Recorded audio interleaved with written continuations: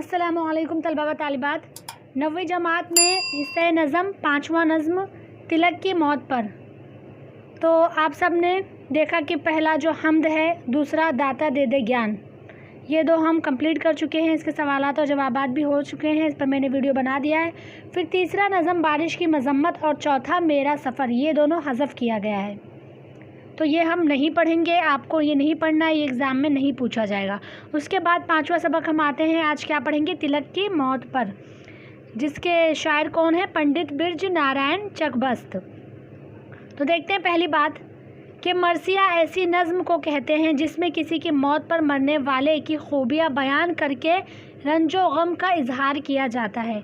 उर्दू में आम तौर पर हज़रत इमाम हुसैन रज़ी अल्लाह अन्हु और उनके साथियों की करबला में शहादत के बयान पर, जो करबला में उनकी शहादत हुई थी, उसके बयान पर कही गई नज़्म को करबलाई मरसिया कहते हैं। करबला के शहीदों के अलावा दीगर किसी शख्स की मौत पर कहे जाने वाले मरसिए को शख्सी मरसिया कहते हैं। यानी आप देखेंगे ये मरसिए की तारीफ़ हो गई कि मरसिया कैसी नज़्म को कहते हैं जिसमें जिसकी मौत हुई है उसकी खूबियाँ बयान करके रंजो गम का इजहार किया जाए। फिर मरसिए की दो किस्में हैं उर्दू में, एक करबलाई मरसिया, एक शख्सी मरसिया। करबलाई मरसिया में क्या होता है? ख़ास तौर से करबला में जो शहादत जिनकी हुई थी उनका जिक्र होता है, और शख्सी मरसिया में किसी भी शख्स का आम तौर से होता है। तो ये दो किस्में आपको याद रखना है। इसकी कोई ख़ास हैयत यानी होता है हालत, शक्ल मखसूस नहीं। गालिब ने अपने भांजे आरिफ का, हाली ने गालिब का और इकबाल ने दाग का मरसिया लिखा है। जेल में जंग आज़ादी के एक मशहूर रहनुमा बाल गंगाधर तिलक का मरसिया दिया जा रहा है, जिसे चकबस्त ने लिखा है। तो अब हम चकबस्त के जान पहचान पढ़ते हैं कि पंडित बिरज नारायण का तखल्लुस चकबस्त था। वो 1882 में फैज़ आबाद यूपी में पैदा हुए। उनका पेशा वकालत था। उन्होंने अपनी शायरी में कौम व वतन की मोहब्बत के जज्बात का इजहार किया है। वो नज़्म के शायर थे। उनकी शायरी में हिंदुस्तानी तसव्वुरात का रंग मिलता है। आसिफुद्दौला का इमाम बाड़ा, फूल माला और रामायण का एक सीन चकबस्त की मशहूर नज़में हैं। कुल्लियात चकबस्त के नाम से उनकी नज़मों का मजमुआ शाये हो चुका है। 1926 में उनका इंतकाल हुआ, यानी आज़ादी से पहले। तो हम देखते हैं उन्होंने तिलक की मौत पर क्या नज़्म लिखा है। मौत ने रात के पर्दे में किया कैसा वार, रोशनी सुबह वतन की है कि मातम का गुबार, मार का सर्द है सोया है वतन का सरदार, तन तना शेर का बाकी नहीं सूनी है कछार, बेकसी छाई है तकदीर फिरी जाती है, कौम के हाथ से तलवार गिरी जाती है। तो अब हम यहाँ पर अल्फाज माना सबसे पहले देख लेते हैं कि मारका यानी क्या होता है। आप देखेंगे मारका किसे कहते हैं? जंग। फिर कछार यानी होता है गार, यानी जिसमें शेर रहता है वो गार को कहते हैं। तनतना यानी होता है दबदबा, रोब, जोश, वलवला। गुबार यानी क्या होता है? धूल, गर्दा। बेकसी यानी बेबसी, कमज़ोरी। तो अब हम आगे देखते हैं इसका तशरीह। इस बंद में शायर क्या कहना चाहते हैं कि जो बाल गंगाधर तिलक हैं, जब उनका इंतकाल हुआ तो उस वक्त रात था, यानी रात में उनका इंतकाल हुआ। तो शायर कहते हैं कि गोया मौत ने रात के पर्दे में उन पर वार किया, यानी मौत ने रात के पर्दे में उन पर वार किया। फिर जब सुबह हुई तो ऐसे लग रहा था कि जो मातम, गुबार यानी वैसे गर्द और धूल होता है, धूल, मिट्टी, गर्दा, लेकिन शायर क्या कहते हैं कि वो मातम का गुबार था, यानी हर तरफ मातम छाया हुआ था। फिर क्या कहते हैं? जो मार का सर्द है, सर्द यानी क्या होता है? ठंडा, यानी जो जंग था वो ठंड पड़ गया है, लोगों के अंदर क्या आ गई है? लोग हिम्मत हार चुके हों उनके मर जाने से। सोया है वतन का सरदार, वतन का सरदार किसको कह रहे हैं? बाल गंगाधर तिलक को। फिर तरह शेर का बाकी नहीं रहा, शायर कहते हैं कि उनके वफ़ात के बाद अब उनका रोबो दबदबा बाकी नहीं रहा और उनका जो गार है वो सूना हो गया है। बेकसी बेबसी हर तरफ छाई हुई है, तकदीर फिरी जाती है, यानी अब वापस से लगता है कि ज़िंदगी भर। देखिए ये आज़ादी के वक्त ये जो बाल गंगाधर तिलक थे, इन्होंने आज़ादी में बहुत बड़ा रोल अदा किया है। तो जब उनकी वफ़ात हुई तो ऐसा लग रहा था कि बहुत ज़्यादा वो लोग फिर से अपने आप को कमज़ोर महसूस कर रहे थे। तो ऐसा लगता है कि वापस तकदीर में ग़ुलामी लिख दी गई है, अब हमारे लिए कोई खड़ा नहीं होगा। इस तरह से उस वक्त एहसास हो रहा था उनकी मौत पर। कौम के हाथ से तलवार गिरी जाती है, यानी इतने बड़े रहनुमा के वफ़ात के बाद बिल्कुल कौम जो थे उस वक्त बिल्कुल हार महसूस कर रहे थे, हौसला पस्त हो गया था। ऐसा इस पूरे बंद में शायर क्या कहना चाहते हैं कि उनकी वफ़ात पे जो कौम थी वो बहुत बेबस हो गई, कमज़ोर हो गई, हौसला हारने लगी। उनके जाने से क्या हो गया, बिल्कुल जंग वापस से सर्द पड़ गया, बिल्कुल हर तरफ मातम का गुबार छाया हुआ था और एक रौब दबदबा ख़त्म हो गया। फिर अगला बंद देखते हैं क्या है।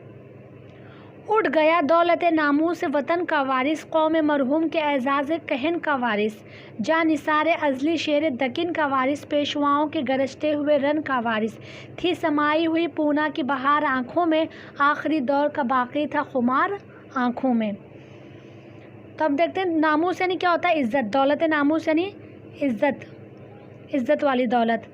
फिर कौम मरहूम यानी मुर्दा। तो अंग्रेज़ों की ग़ुलामी की वजह से यहाँ पे जो शायर हैं पंडित बिरज नारायण चकबस्त, उन्होंने कौम को मुर्दा कहा है, क्योंकि उस वक्त जो हिंदुस्तान था, लोग थे उस वक्त ग़ुलामी में थे अंग्रेज़ों के, तो इस वजह से उन्होंने कौम मरहूम कहा, मुर्दा कौम कहा।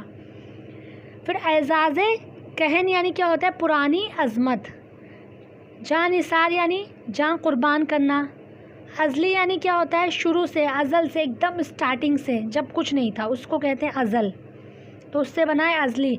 शेर दकिन से मुराद कौन है यहाँ पर, अपने वतन पर जान निसार करने वाला, कुर्बान करने वाला मुराद टीपू सुल्तान है यहाँ पर। फिर क्या है, पेशवाओं के गरजते हुए रन का वारिस।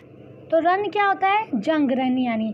तो इस शेर में आप देखेंगे सनत तलमीह इस्तेमाल की गई है, यानी यहाँ पर तारीख़ी शख्स किसका, शेर दकिन यानी टीपू सुल्तान का जिक्र किया गया है। तो इस तरह से इस शेर में सनत तलमी इस्तेमाल की गई है। शेर दकिन टीपू सुल्तान के जो हुब्बुल वतनी, वतन से मोहब्बत जो है, एक अपना जान निसार, उन्होंने एकदम अपना जान कुर्बान किया वतन के लिए, उसकी मिसाल बिल्कुल पेश की उन्होंने, वतन से मोहब्बत की।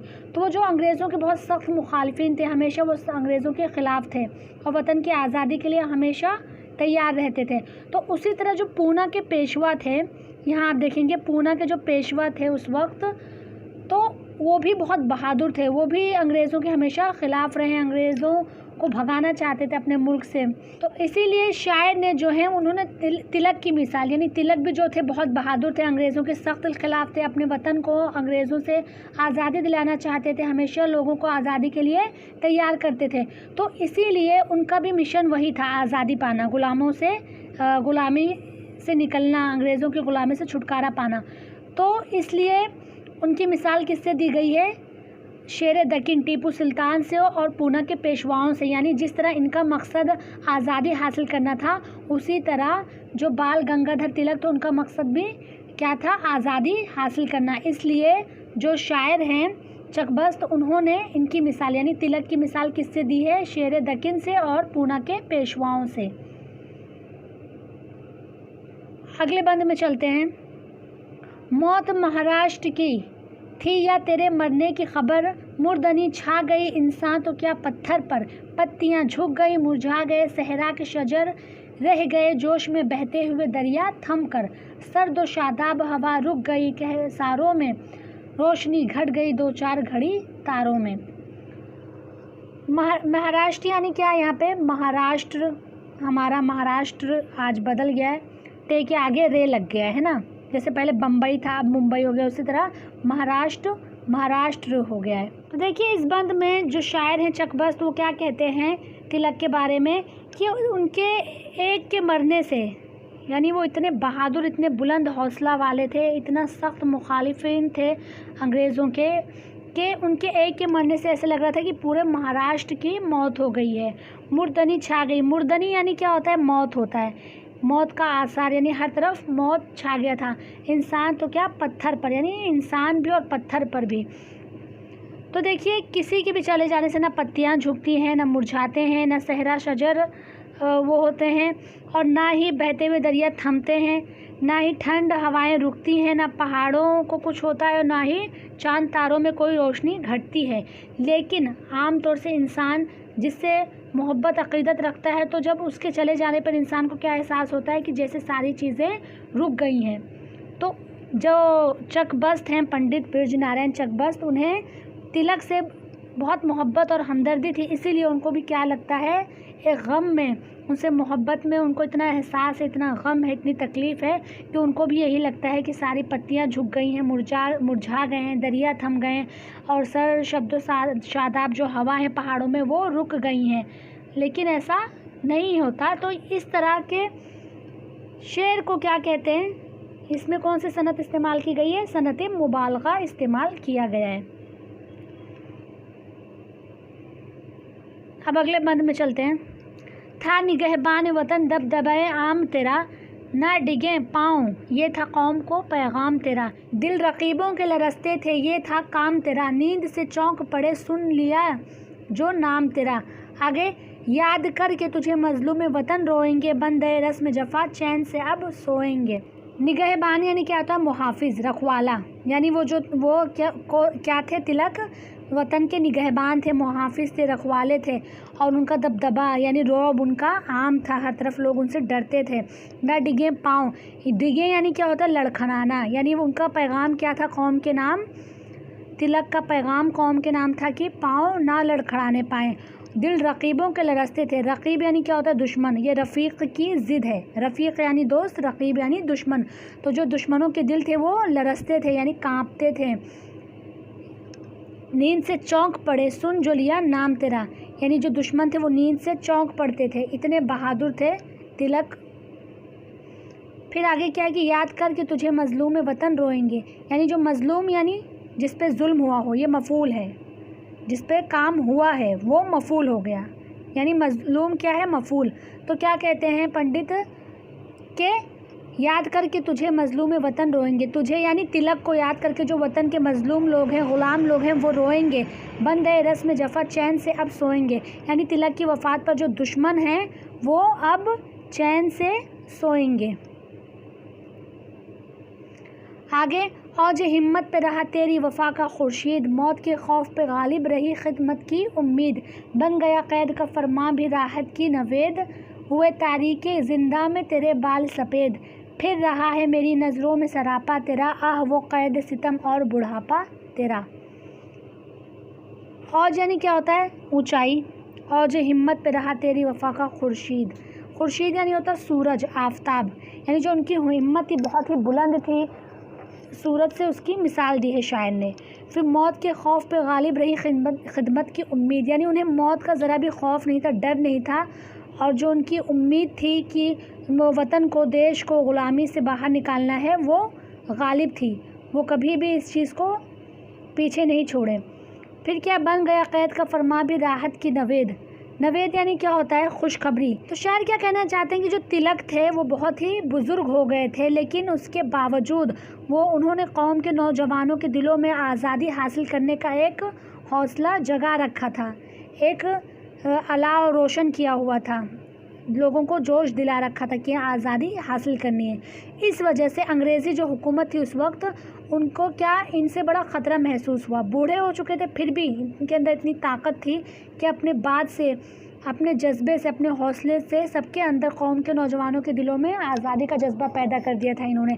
इसलिए जो अंग्रेज़ थे वो इनसे बहुत खौफज़दा हुए और इन्हें बुढ़ापे की हालत में कैद कर लिया। तो फिर भी उन्होंने इसे खुशखबरी समझा। ज़िंदा यानी क्या होता है, जेल, तारीक यानी अंधेरा, हुए तारीके ज़िंदा में तेरे बाल सफ़ेद, यानी तारीकी यानी अंधेरा, ज़िंदा यानी जेल की तारीकी रातों में भी उनके बाल सफ़ेद हुए। तो उनसे जो पंडित हैं उन्हें इतनी मोहब्बत थी कि उसी को ज़िक्र करते हुए क्या कहते हैं, मेरी नज़रों के सामने बार बार तुम्हारा जो बुढ़ापा है वो, तुम्हारे बुढ़ापे का ख्याल सता रहा है कि तुम कैसे इतनी बुढ़ापे की उम्र में कैद की और जेल की मुसीबतें बर्दाश्त करोगे। अगला बंद क्या है देखते हैं, आखिरी, मौजिज़ा अश्क मोहब्बत का दिखाया तूने, एक कतरे से ये तूफ़ान उठाया तूने, मुल्क को हस्ती बेदार बनाया तूने, जज्बे कौम के जादू को जगाया तूने, एक तड़प आ गई सोते हुए अरमानों में, बिजलियाँ कूद गई कौम के वीरानों में। देखिए, मौजिज़ा यानी क्या होता है, कोई बहुत अनोखा चीज़, जो आम तौर से ना नज़र आए। अश्क यानी होता है आंसू। कतरा यानी क्या होता है? बूंद। हस्ती यानी हस्ती। बेदार यानी जगाना। जज्बा यानी जोश, वलवला, हौसला। और एक बिजलियाँ कूंद। कूंद यानी क्या होता है? चमक, बिजली की चमक। तो इस बंद में शायर क्या कहना चाहते हैं कि मौजज़ा अश्क मोहब्बत का दिखाया तूने, यानी जो तिलक थे उनको अपने वतन से बहुत मोहब्बत थी और वो वतन को जो थे अंग्रेज़ों की ग़ुलामी से, उनके मज़ालिम से निकालना चाहते थे। तो जब वतन से उनको इतनी मोहब्बत थी कि बाज़ दफ़ा उनके आश्क यानी वतन की मोहब्बत में उनके आंसू बह पड़ते। अंग्रेज़ों के ज़ालिमाना रवैये देखकर उनको बहुत तकलीफ़ होती थी। तो एक कतरे से ये तूफ़ान उठाया तूने, शायर उनको कहते हैं उनकी तारीफ़ में। मुल्क को हस्ती बेदार बनाया तूने, जज्बे कौम के जादू को जगाया तूने, यानी मुल्क को बेदार किया, जागरूक किया लोगों को। जो कौम मुर्दा हो चुकी थी, बेहिस हो चुकी थी, ग़ुलामी की लानत का उन्हें एहसास दिलाया। मुल्क को अंग्रेज़ों के ख़िलाफ़ उठाया, उन्हें एहसास दिलाया कि आज़ादी उनका हक़ है, और उनके जज्बे कौम के जादू को जगाया। एक तरफ आ गई सोते हुए अरमानों में, बिजलियाँ कूद गई कौम के वीरानों में, यानी बिजलियों की चमक कौम के जो वीरानों में थी वो चमकने लगी और लोगों को आखिरकार एहसास हो ही गया कि आज़ादी उनका हक़ है। इस तरह सभी लोगों के अंदर, हिंदू मुसलमान में इत्तेहाद हो गया। लोग आज़ादी की लड़ाई में शामिल होने लगे और इस तरह अश्क मोहब्बत के एक कतरे ने ऐसा तूफ़ान बर्पा कर दिया। यहाँ पर एक कतरे ने ऐसा तूफ़ान बर्पा कर दिया कि अंग्रेज़ी हुकूमत का जो तमाम लोगों ने मिलकर इत्तेहाद के साथ ख़ात्मा कर दिया। अब खुलासा देखते हैं। इस मरसी में चकबस्त ने महाराष्ट्र के एक अजीम मसलह और वतन की आज़ादी की मतवाले बाल गंगाधर तिलक की मौत पर अपने तासुरात का बड़े उम्दा अंदाज में इजहार किया है। तासुरात यानी होता है ख़यालात। चकबस्त लिखते हैं कि तिलक ने सारी ज़िंदगी समाजी बुराइयों और आपसी इख्तलाफात को दूर करने, आवाम को ख्वाब गफलत से बेदार करने और इत्तेहाद व इत्तेफाक पैदा करने में गुजारी। रात के पर्दे में मौत ने जो वार किया वो सुबह की रोशनी को दागदार कर गया। लोग ये महसूस करने लगे कि अब शेर की जगह लेने वाला कोई नहीं रहा। हर तरफ वीरानी और मायूसी का आलम है। उनकी मौत की वजह से कौम के हाथ से गोया तलवार गिर गई है। तिलक मुल्क, कौम और अहद माजी की शान व शौकत के वारिस ही ना थे, बल्कि वो हर उस शख्स के वारिस और अमीन थे जिसने अंग्रेज़ों से जंग की और आज़ादी की लड़ाई में हिस्सा लिया। तिलक टीपू सुल्तान की शुजाअत और बहादुरी से बहुत मुतासिर थे, इसलिए चकबस्त ने उन्हें जानिसारे अज़ली शेर दक्कन का वारिस कहा है। अंग्रेज़ों के जुल्म सितम से मराठा पेशवा भी नाराज़ थे, इसलिए शायर ने तिलक को पेशवाओं का भी वारिस कहा है। वो बताते हैं कि तिलक काफ़ी उम्र रसीदा हो चुके थे, उसके बावजूद अंग्रेज़ों ने उन्हें कैद कर दिया था। उनके इंतकाल की खबर से सारे महाराष्ट्र में गमो अंदोह की लहर दौड़ गई। लोग उन्हें हमेशा पुन्नम आँखों से याद करेंगे। अल्हम्दुलिल्लाह, आज हमने ये नज़म भी मुकम्मल कर लिया। अगली वीडियो में हम इसकी मश्क़ सरगर्मियाँ मुकम्मल करेंगे। तो आज के लिए बस इतना ही। अगर मेरी वीडियो से आपको फ़ायदा हो रहा है तो प्लीज़ लाइक करें, अपने दोस्तों से भी शेयर करें। जो भी डाउट हो कमेंट में ज़रूर पूछें। चैनल को सब्सक्राइब करें। हम मिलते हैं अगली वीडियो में। आज के लिए बस।